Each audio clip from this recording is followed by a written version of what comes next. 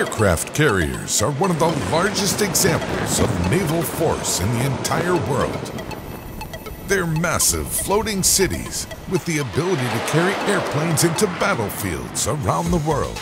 But how can these planes take off from such short runways, let alone land on ships in the middle of an ocean?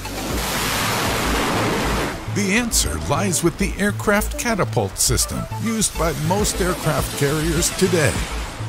On land, planes utilize long runways to gain the speed needed for takeoff. However, on an aircraft carrier, the runways are much shorter, around 300 feet, compared to the 2,300 feet needed for a normal aircraft to take off. Instead of distance, a catapult is used to give the plane enough speed for takeoff.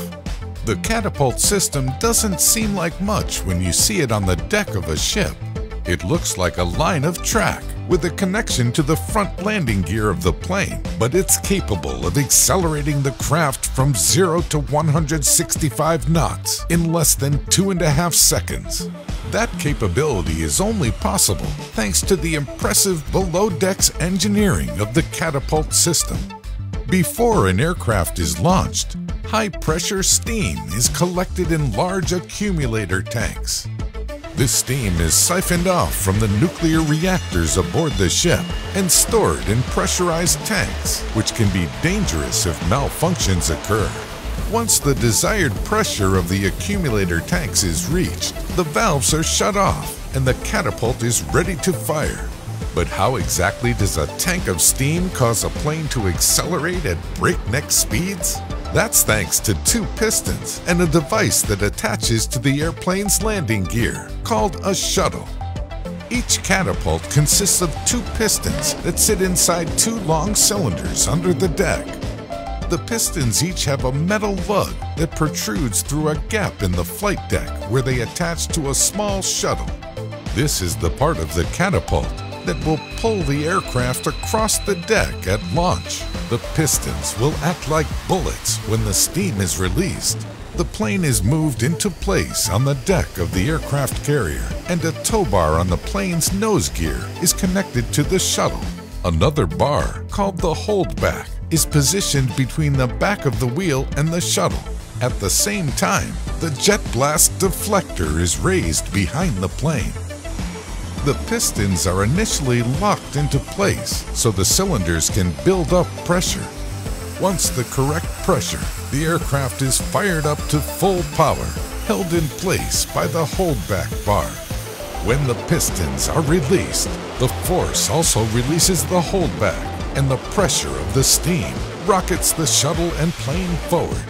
When the plane reaches the end of the catapult, the tow bar pops out of the shuttle, releasing the plane.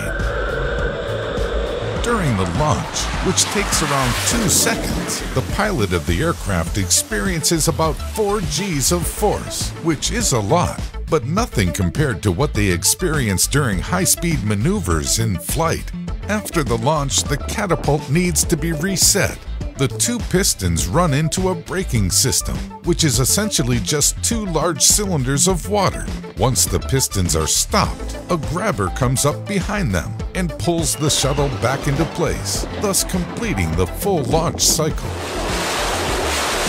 One launch cycle can be completed in under a minute, and most carriers have 2 or 4 catapults, meaning that a significant number of aircraft can be launched off the deck in very little time, thanks to these highly engineered aircraft catapults.